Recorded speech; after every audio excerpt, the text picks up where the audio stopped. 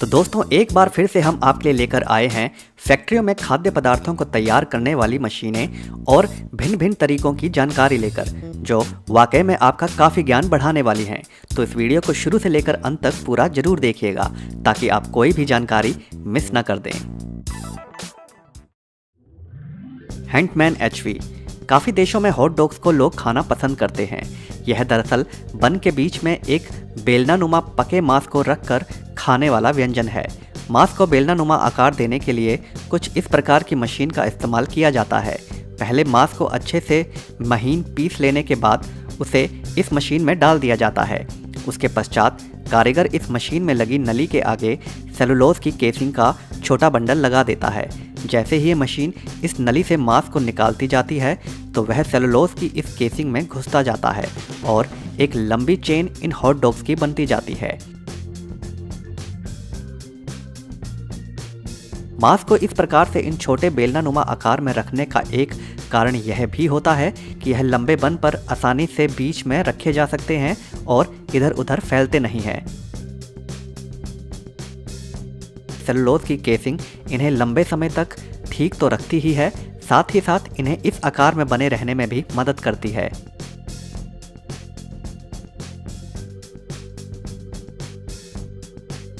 व्यंजनों को बनाते वक्त हॉट डॉग से सेलुलोज की इस परत को हटा लिया जाता है इन्हें तलने के लिए, ताकि इन्हें अच्छे से तला जा सके।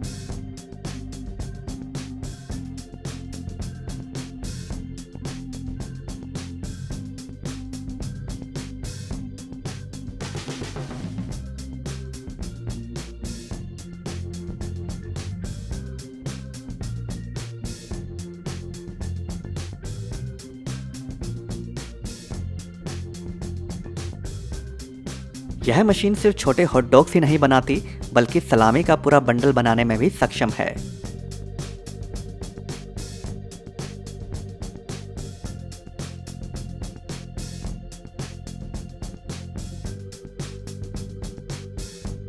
लास्का WW।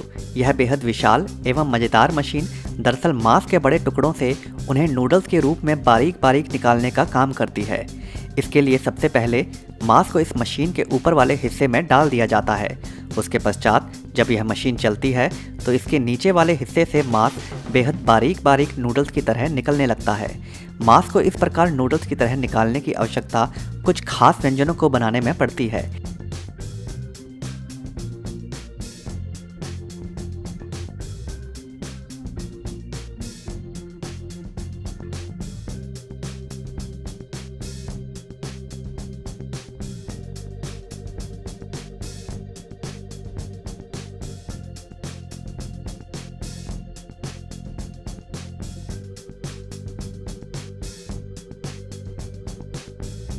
यह मशीन मांस को सिर्फ नूडल्स की तरह ही नहीं बल्कि उसे बारीक छोटा छोटा काट कर निकालने में भी सक्षम है।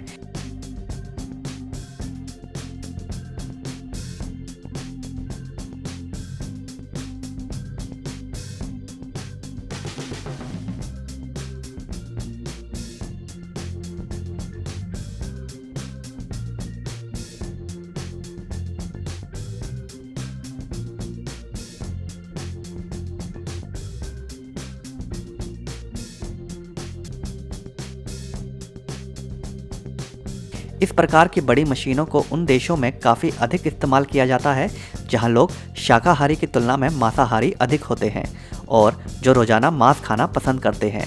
तो उन देशों में भारी मांग को पूरा करने के लिए इस प्रकार की मशीनों की आवश्यकता पड़ती है।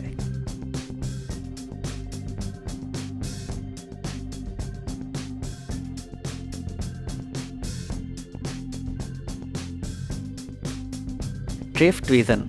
पिछली मशीन के जैसे ही यह मशीन भी मांस को छोटा छोटा आकार में काटने के काम में इस्तेमाल की जाती है। मांस के बड़े टुकड़ों को मशीन में डालने के बाद इस मशीन को जब चालू किया जाता है तो यह मशीन मांस को बड़े ही शानदार तरीके से बराबर चकोर आकार में बड़ी ही तेज रफ्तार से काटती चली जाती है। यह मशीन चकोर आकार के साथ साथ बेहद बारीक चकोर आकार में भी मांस को काटने में सक्षम है।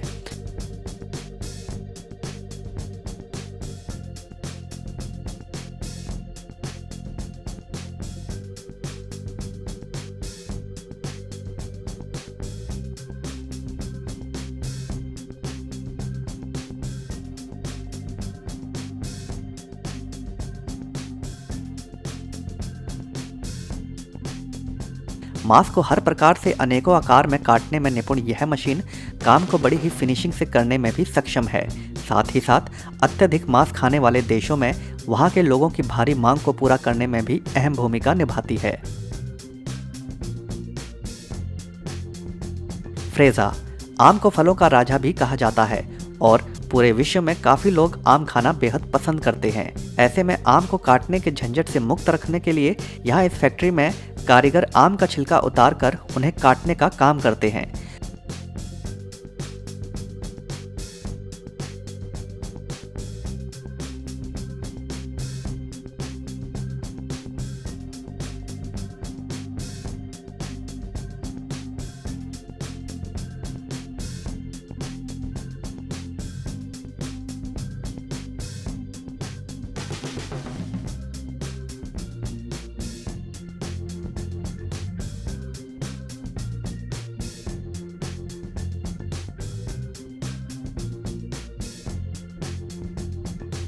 आम अगर छोटे हों तो उसे चूस कर आसानी से खाया जा सकता है, मगर बड़े आकार के आम को इस प्रकार छिलका उतार कर छोटे छोटे आकार में काट देने से काफ़ी सहूलियत हो जाती है उन लोगों के लिए जिन्हें आम काटना काफ़ी मुश्किल काम लगता है।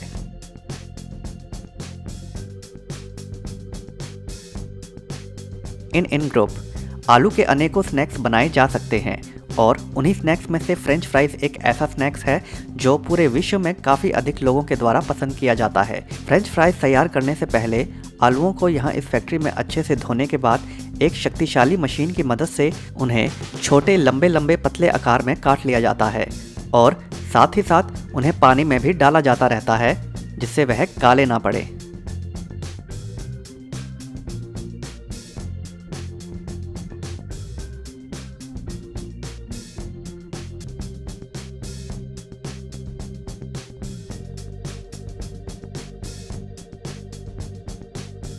उसके पश्चात भाप के माध्यम से उन्हें थोड़ा नरम कर लिया जाता है।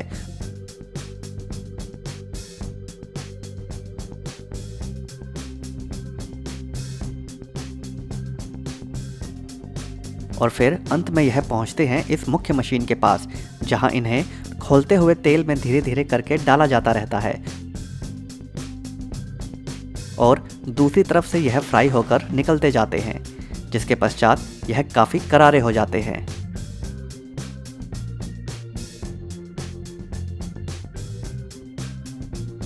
और फिर अंत में यह फ्रेंच फ्राइज बन जाने के बाद इन्हें पैकेटों में पैक करके बेचने के लिए बाजार में भेज दिया जाता है। रूलिमा, अक्सर आपने कभी ना कभी क्रीम वाले बिस्किट जरूर खाए होंगे, जिनमें दो बिस्किट को आपस में क्रीम के माध्यम से चिपकाया जाता है। यहाँ इस फैक्ट्री में उसी प्रकार के बिस्किट्स को तैयार किया जा रहा है। सबसे पहले बिस्किट्स को तैयार कर लेने के बाद उन्हें कन्वेयर बेल्ट पर खड़ा करके रख लिया जाता है, जो कि जरूरी होता है बिस्किट्स को आपस में चिपकाने के लिए।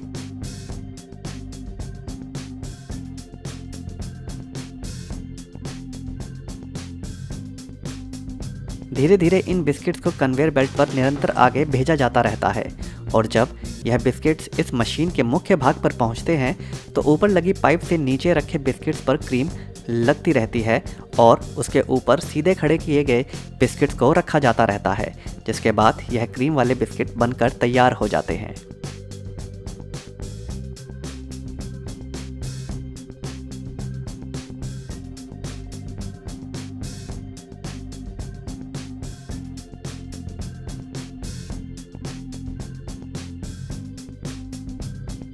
ओस्कोसियोग्लू, यह बेहद विशाल मशीन दरअसल आटे के बन बनाने के साथ साथ मल्टीग्रेन ब्रेड से लेके तमाम अन्य प्रकार के ब्रेड बनाने का काम करती है। यह मशीन पूरी तरह से स्वचालित है। आटे को छोटे छोटे टुकड़ों में तोड़ने के बाद यह मशीन इन्हें आगे कन्वेयर बेल्ट पर धकेलती रहती है और हर प्रकार के डो को अलग अलग आकार दिया जाता रहता है जिस प्रकार के बन अथवा ब्रेड की आवश्यकता होती है। डो तैयार कर लेने के बाद इन्हें खास सांचों में यह मशीन खुद ब खुद रखती जाती है और अधिक मात्रा में डो तैयार करने के कारण यहाँ इन्हें लंबी लंबी कन्वेयर बेल्ट पर गुजारना पड़ता है। यही नहीं, मल्टीग्रेन ब्रेड बनाने के लिए यहाँ एक मुख्य मशीन ब्रेड पर सभी ग्रेन्स को छिड़कने का काम भी स्वयं ही कर लेती है।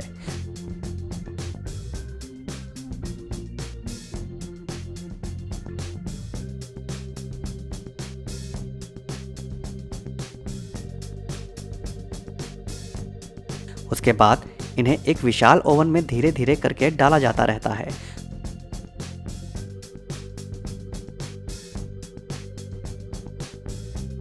और जब अंत में यह ब्रेड निकल कर बाहर आते हैं तो बेहद सुनहरे रंग के हो जाते हैं, जिन्हें बाद में पैकेट्स में पैक करके बाजार में बेचने के लिए भेज दिया जाता है।